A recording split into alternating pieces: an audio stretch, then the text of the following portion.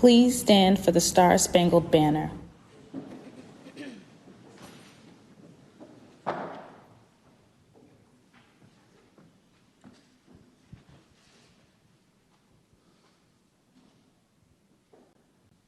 Oh, say, can you see by the dawn's early light what so proudly we hailed at the twilight's last gleaming, whose broad stripes and bright stars through the perilous fight, o'er the ramparts we watched were so gallantly streaming, and the rocket's red glare, the bombs bursting in air, gave proof through the night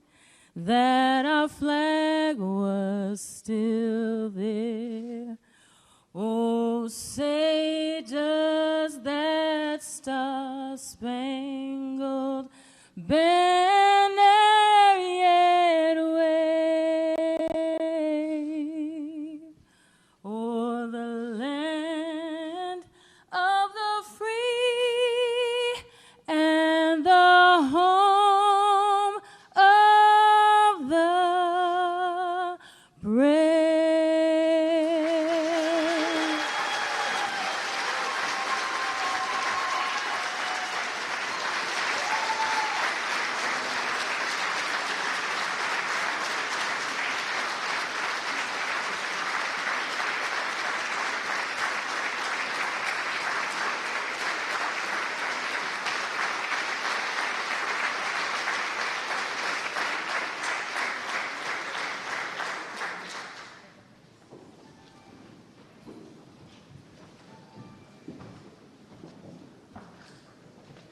Good morning.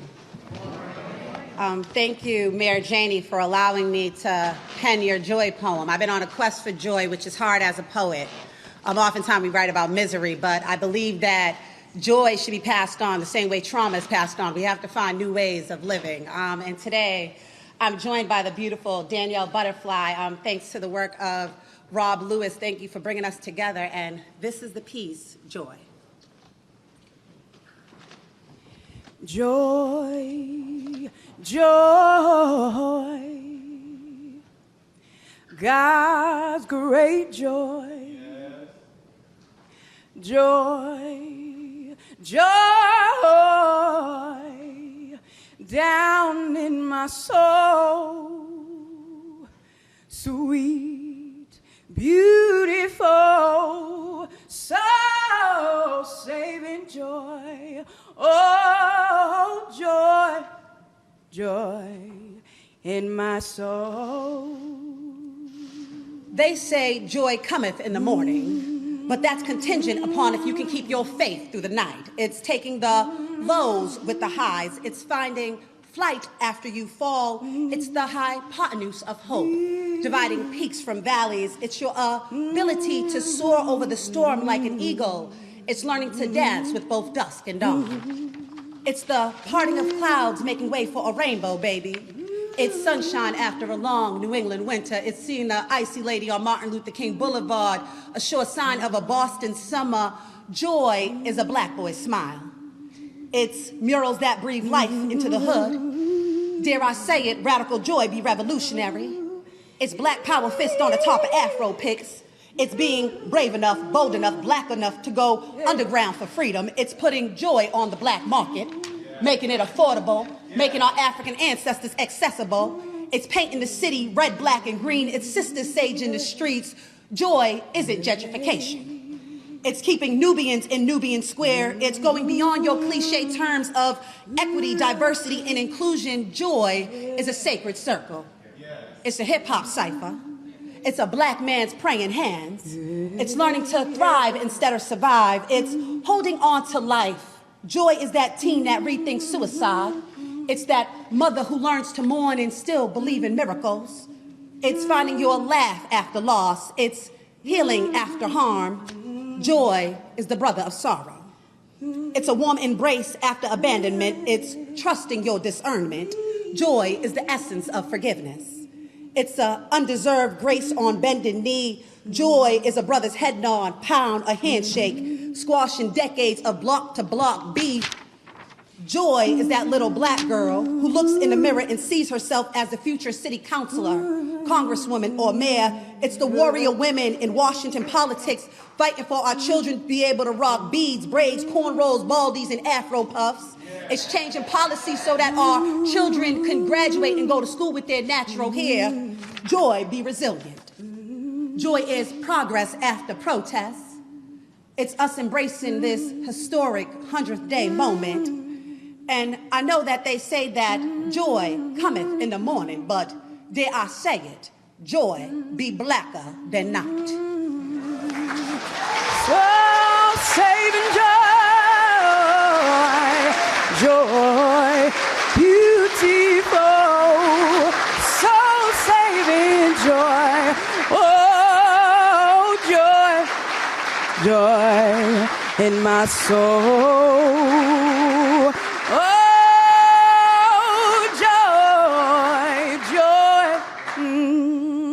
God's great joy, joy, joy, down in my soul, sweet, beautiful, so saving joy, oh joy, joy, oh joy, joy, oh joy, joy in my soul.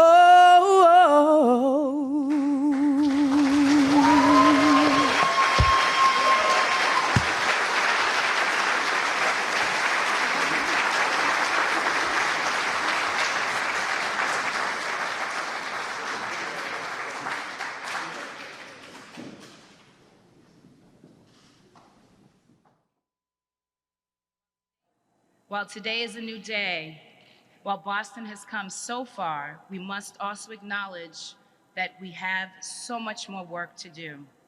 And that work starts now, starting with an unrelenting focus to address the impacts of COVID-19.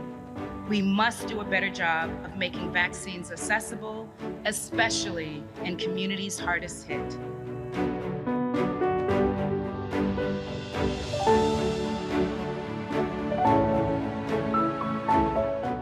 Our recovery must include working together on behalf of our children. That means safely reopening our schools and vaccinating our teachers. That also means investing in summer opportunities.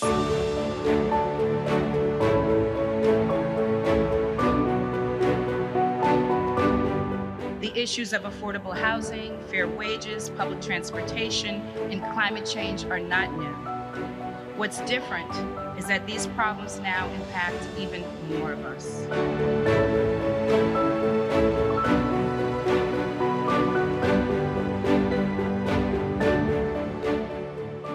I will address these economic disparities with new urgency to reopen Boston's economy with equity.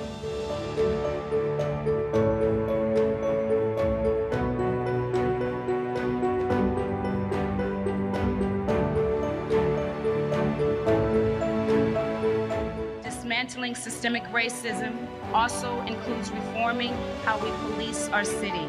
Together, working with our police department, I am determined to bring safety, healing, and justice to all of our neighborhoods.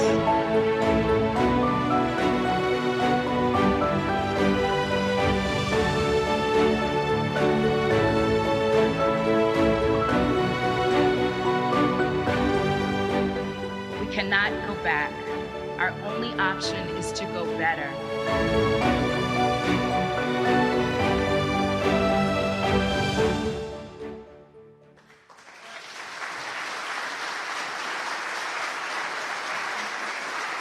Please welcome Mayor Kim Janey.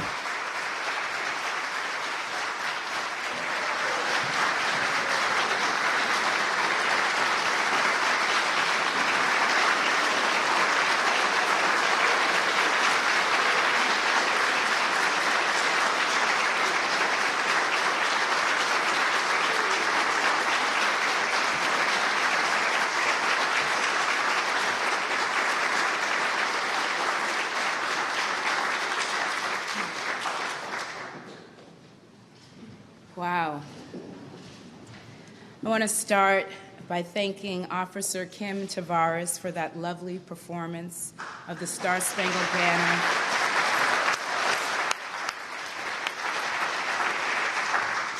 You have such an incredible voice, such a beautiful voice, and I want to thank you for your service to our city. I also want to acknowledge the remarkable spoken word performance by two magnificent artists, Ashley Rose and Daniel the Butterfly.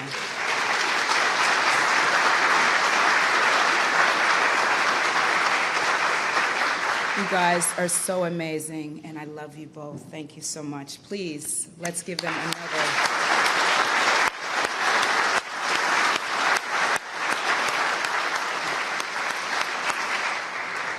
I also want to give a shout out to the city's digital media team for putting together that 100-day video. I am so blessed to be surrounded by such an incredible team, so thank you so much.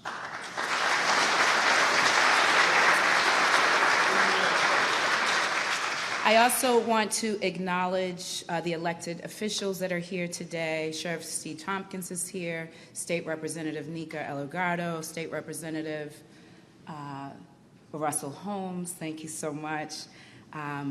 Boston City Councilor Kenzie Bach is here.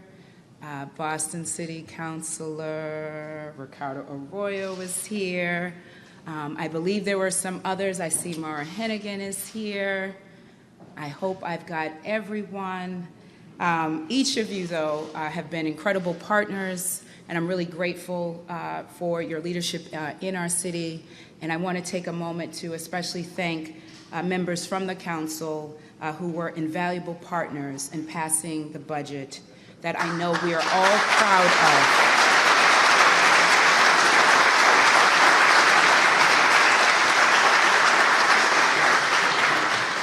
This budget makes the biggest investment to date in our schools, in its infrastructure and services that our constituents rely on every single day. I also want to recognize the Honorable Simbo Siddiqui, Mayor of Cambridge, and the Honorable Yvonne Spicer, Mayor of Framingham.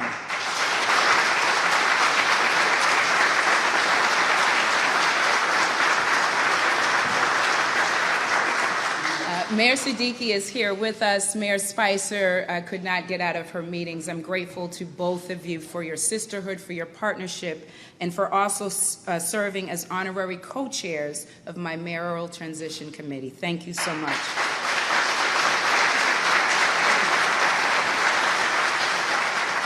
And it's important to note that Mayor Siddiqui and Mayor Spicer are the only other two women of color serving as mayors of cities in the Commonwealth. And so I'm grateful to have your partnership.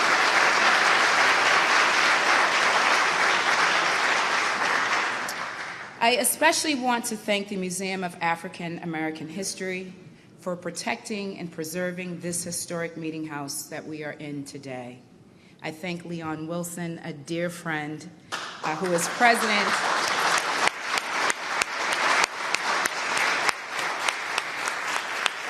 I thank Leon, who is president and CEO, and his incredible team for hosting us today.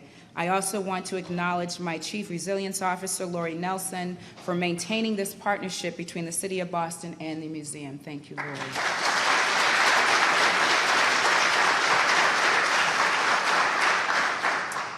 Now take a look around.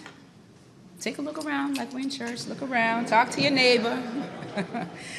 Take a look around. The meeting house is beautiful. It exemplifies the remarkable craftsmanship and civic engagement of the early African American residents of Beacon Hill. They were educators and shopkeepers. teachers and preachers. Some were born free, and some had achieved freedom. They came together with shared values and a shared vision for Boston. They built this meeting house in 1806. William Lloyd Garrison, a journalist, founded the New England Anti-Slavery Society here, and this meeting house hosted many great speakers, among them the great abolitionist Frederick Douglass. This meeting house also has a direct connection to my church home, and I want to acknowledge that we are joined today by my pastor, Reverend Willie Broderick.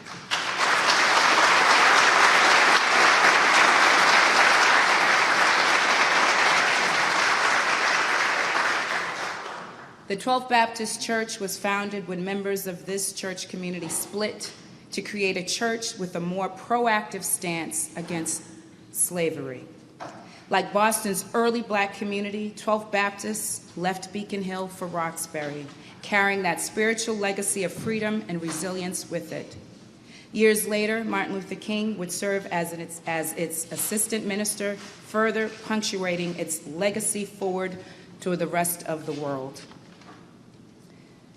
It has been 100 days since I was sworn in as the 55th mayor of Boston. And I must say that each day has been a privilege to serve and lead this city. It is the honor of my lifetime. As a child growing up in this city, my oasis on a hot summer day was the Frog Pond in Boston Common.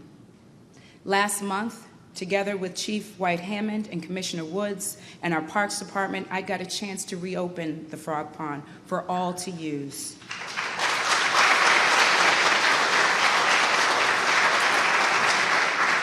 And if you saw the news coverage, you know that I even got the chance to get my feet wet for a little bit. It had been closed for over a year due to COVID, and its reopening marked a milestone in our collective efforts to combat this pandemic. As a teenager in this city, it was my youth summer jobs through ABCD that gave me a degree of autonomy and valuable career skills and a little money in my pocket. 2 days ago, the Boston City Council passed a budget that expands those summer job opportunities for more youth in Boston and creates 1,000 additional year-round jobs for young people.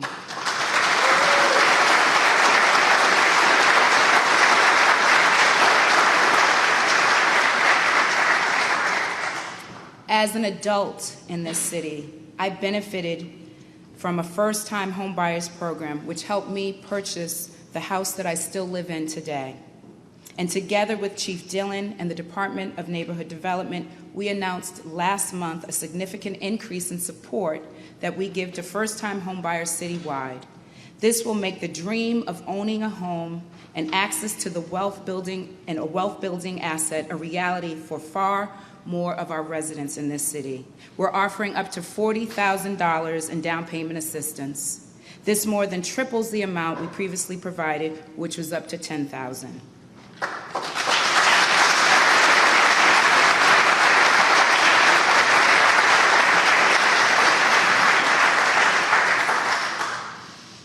As mayor, I have an even deeper appreciation for our city, and above all, the work that goes into making Boston stronger every single day.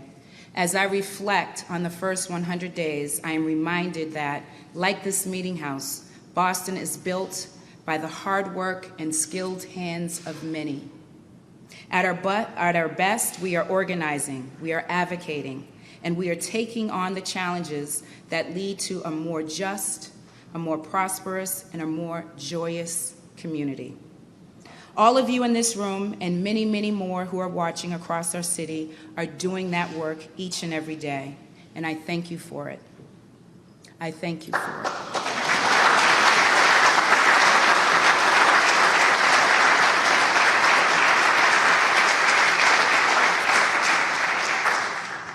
With us here today, we have city residents, city staff, and members of my transition committee. 160 members of the public served on that transition committee. Each brought their love of Boston and their perspectives on its future. Together, they drafted a set of recommendations for how we recover from this pandemic and lay the groundwork for a stronger city going forward. Those recommendations are being posted on the city's website today, and I do have a sneak preview copy with me here today. Hot off the presses. The recommendations are being posted, as I mentioned, on the city's website, and they cover in areas ranging from public health to public education, from economic development to housing, from transportation and climate justice to safety and healing. My transition committee was co-chaired by Linda Dorsina Forey, Betty Francisco, Steve Grossman, Quincy Miller, and Kate Walsh. And the work was facilitated by the Rappaport Institute at Harvard University and by my transition director, Gustavo Quiroga.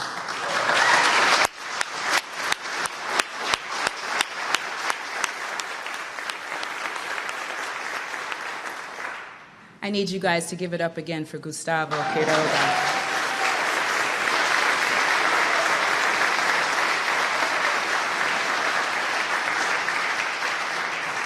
I am eternally grateful to you and all of the transition committee members for your purpose-driven passion for creating a better Boston for all. Importantly, many of the transition recommendations have already been implemented. We have made great strides in expanding equitable vaccine access, supporting businesses in reopening, and getting our children back to school safely. We have stood up for climate and racial justice and proposed projects, and we have worked to change how our community responds to mental health crises. Another of those recommendations we are moving forward today on, and that is to increase equity and reduce disparities for children and youth in Boston and provide for more coordinated services for families. I am proud to announce that we will be forming a children's and youth cabinet.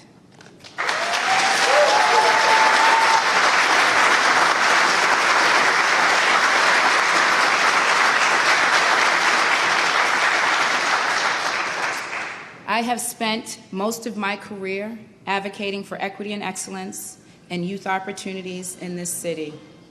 And I know a wealth of opportunities we provide, but the total is less than the sum of its parts.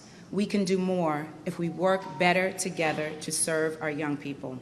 That is the purpose of the Children's and Youth Cabinet, and it will be convening city cabinet chiefs and department heads who serve young people in our city aged 0 to 24. It will work to coordinate the services that the city provides and optimize our partnerships with nonprofit organizations, faith-based partners, and the Boston Public Schools, higher education institutions, and employers. Two of my cabinet members leading this effort will be Dr. Brenda Caselius, our school superintendent, and Dr. Mary Churchill, my chief of policy and planning. Please give it up for them.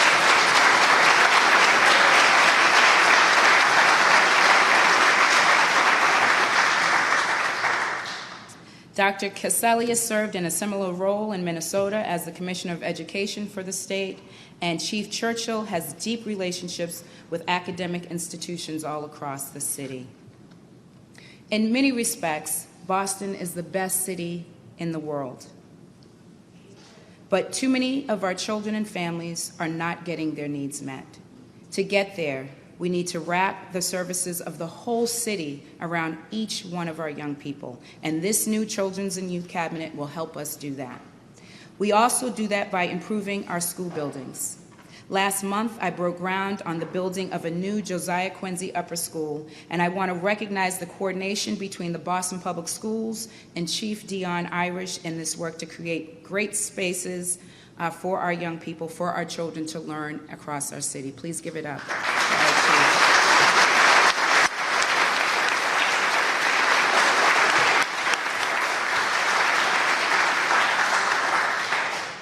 This type of cross-administration and cross-city coordination is not new. In fact, it is the hallmark of how we've been fighting the COVID-19 pandemic, and the results prove the model. As of today, new cases of COVID are at a record low. 65% of our residents have received at least one dose of the vaccine, and for some of our hardest hit by the pandemic, our seniors, over 75% are fully vaccinated.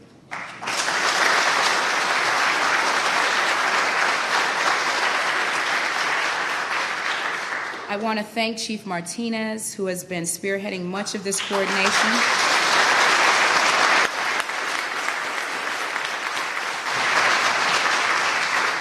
He has been spearheading much of this coordination across our city over the last 16 months. His efforts and the efforts of the entire team has saved lives and made our city more resilient.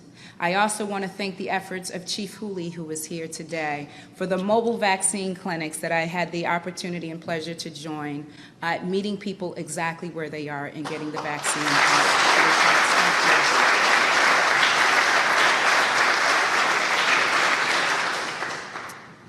I also want to celebrate and thank one of those team members who are on our public health team.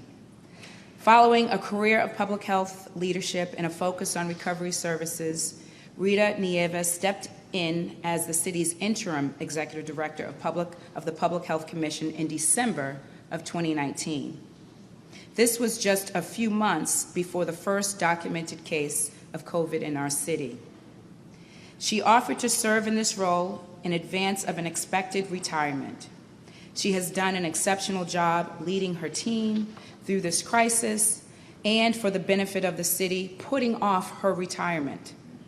Today, with the progress we have made, retirement will come at the end of the summer.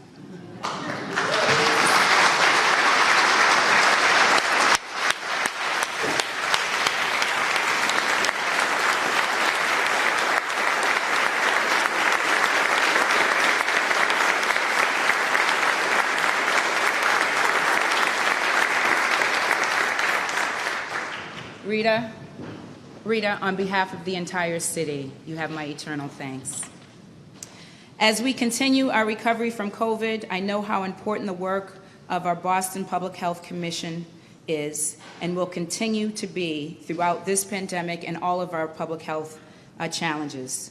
Because of that, I am proud to announce that the Board of Health just last night appointed Dr. Bisola Ojikudu as the next executive director of the Boston Public Health Commission. Dr. Ojikudu is an infectious disease doctor at Mass General Brigham. She has dedicated her career to addressing health disparities and the systems that cause them. I am so excited that Dr. Ojikudu will begin her leadership of the Health Commission starting September 1st. Please join me in welcoming her.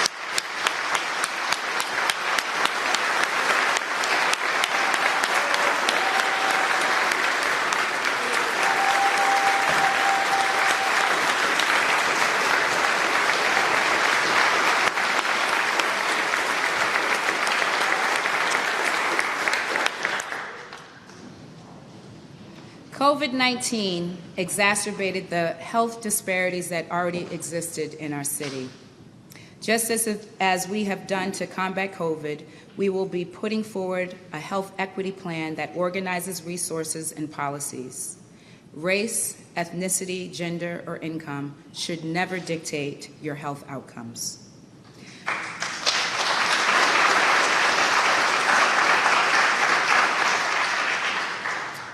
Our public health recovery is the foundation for our city's economic recovery, and our economy is recovering. The unemployment rate has dropped from 16% a year ago to roughly 6% today, and economic activity continues to pick up. Part of the reason for a strong recovery are the programs that Chief Dillon and Chief Morikawa and their teams put in place to provide stability for renters, homeowners, and small businesses. For example, nearly 3,000 renters have used the city's rental relief fund to date. This includes residents like Tyson, a single dad from JP, who is facing eviction. He used the rental relief fund money to move to a new unit in Dorchester. The fund covered his first, last, and security deposit. With our help, Tyson is happy to be in his new apartment with his son. Sarah, a healthcare professional from Mission Hill, had her hours cut during the height of the pandemic and was using her savings to pay her rent. She applied for rental relief funds to pay future rent. We helped her out, and now she can use her earnings to support her family. This program will become even more critical once the eviction moratorium expires at the end of this month. We encourage every tenant who may be in need to reach out, and our economic support programs go far beyond rental relief. For small businesses who may be facing similar challenges, we distributed $16 million to over 4,000 small businesses.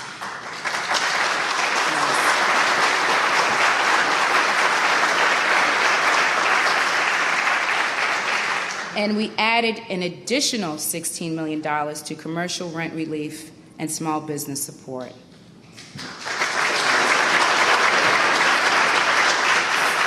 For workers who are looking for new career opportunities, we've allocated $1 million in job training in those industries that were hardest hit and $1 million in job training for artists so that we can have wonderful folks like Ashley or Bill.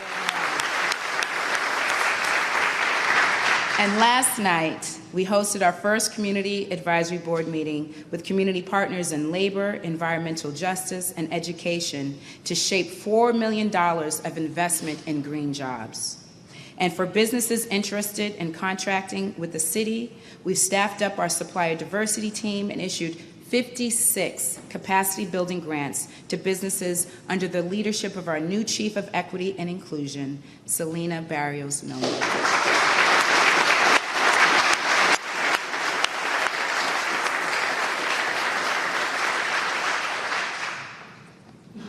All of these efforts stabilize our economy and accelerate our recovery.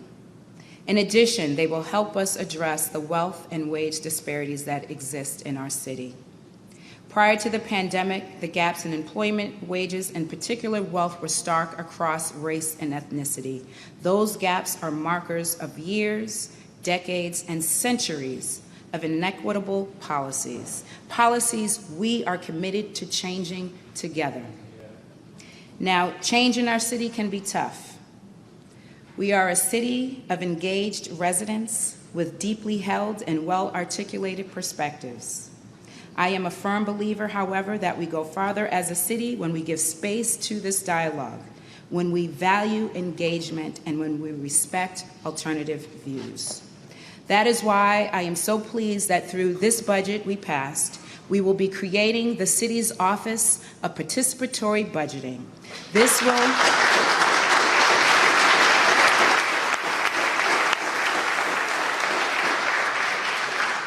will allow even more people to directly impact how their tax dollars are being invested. To build a strong community, you must provide an opportunity to involve everyone. And you must also provide safety for all. I want to give credit to the police department and to Superintendent-in-Chief Greg Long.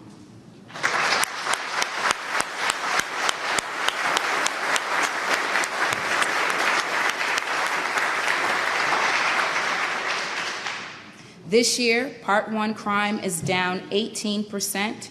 Firearm arrests are up 25%. The department is putting in place reforms to build greater trust with the public, and through the work of Chief Aisha Miller, we have launched the city's Office of Police Accountability and Transparency under the leadership of Stephanie Everett.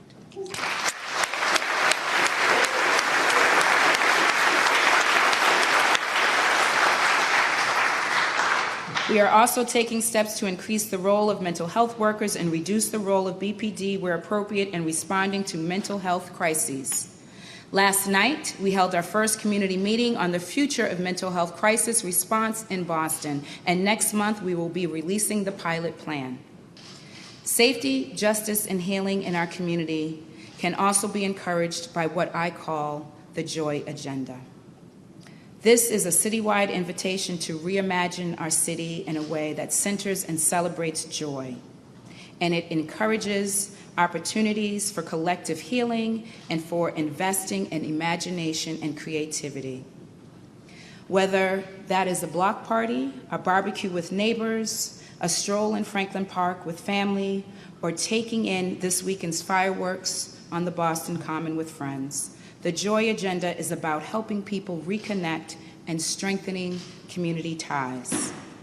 As a Black woman who is also the granddaughter of a Baptist preacher, I know it is joy that helped my ancestors persevere. It gave them hope.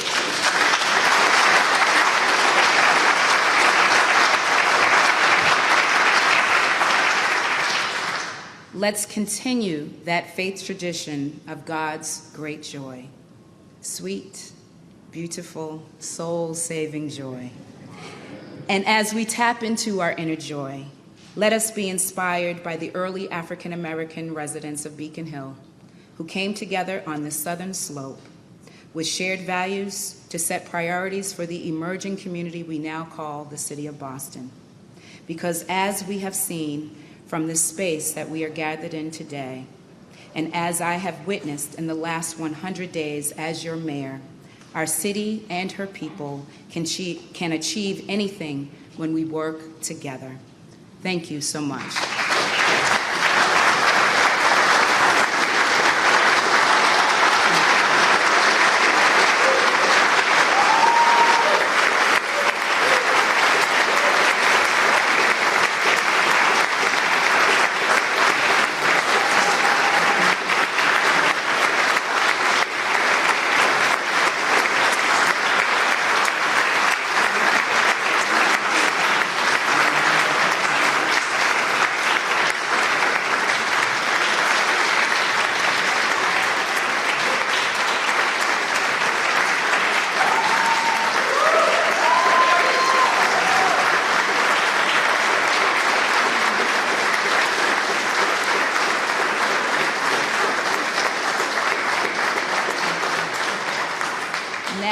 Without further ado, please remain standing and welcome the talented Danny Rivera, who will bless us with Lift Every Voice and Sing. Danny.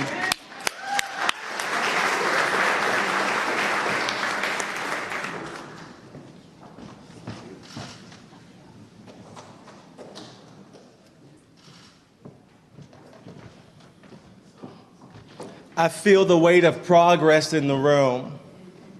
Dr. King reminded us that there are short-term victories that's going to get us to the whole victory that he saw on the mountaintop. Can you look at your neighbor and say, neighbor, I'm going to see a victory.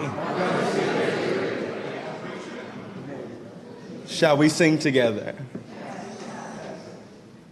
Lift every voice and sing until earth and heaven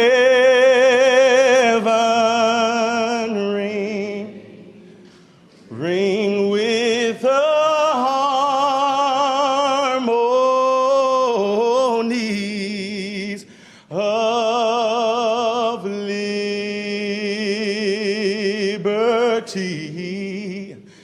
Let our rejoicing rise high as the listening sky.